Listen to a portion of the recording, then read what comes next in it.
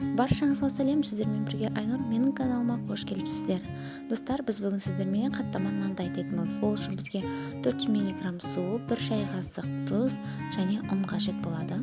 Суымызды құйып, үстіне тұзды салып, кішкене араластырамыз. Сосын үстіне ұнды саламыз. Достар, суымыз біздің жылы болу керек. Сонда қамырымыз әдемі болып иленеді. Ұнды барлығын бір дестен емес, кезек-кезектен аз мөлшерде қосып отырған жөн болады. Ұн менде 400 грамдай ұн кетті. Жақсылап ұнды илейміз.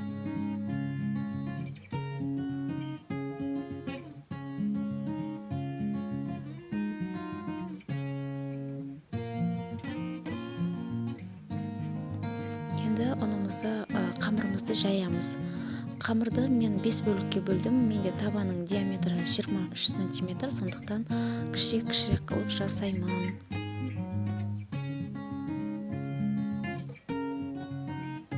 Мінекей қамырды 5 бөлікке бөліп алдым. Енді біртіндеп жайып шығамын.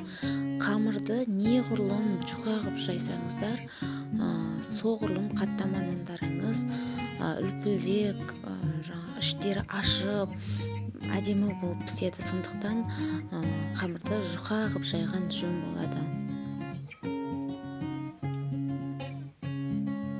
Мінекей мен қамырды жайып шықтым. Енді маған 80 грамм май керек. Осы майды микроволновкаға ерітіп, осы қамырымызға жайдымды. Олай түйіп, орап қамырды орап қойып, оны бір 5-10 минутқа холодильникке салып қоямыз. Ішіндегі майымыз кішкене болса да сәл қату керек. Осылай барлық қамырды жайып шықтым, жұқалап. Майменен жағып холодильникке қойдым. Ары кетсе 5 минут, 10 минут қоясыздар, одан артық қоюдың қажеті жоқ. Міне холодильникте тұрған қамырымды алдым, жайған. Енді оны жаңағы 23 см формаға салатындай қылып жайып шығамын.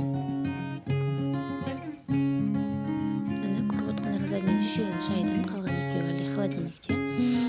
Солай кезек-кезегімен сковородкамызға аз ғана май құйып саламыз және осылай асты-үстіне тұрамыз. Мінекей достар, менің қаттама наным дайын болды. Өте үлпілдек, әдемі болып шықты.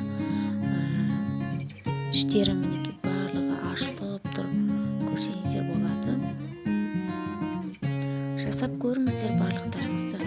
Өте дәмді болып шығады. Бұның ішіне негізі сыр менен жуа пияз қосып істесеңіздер де болады. Астарыңыз дәмді болсын.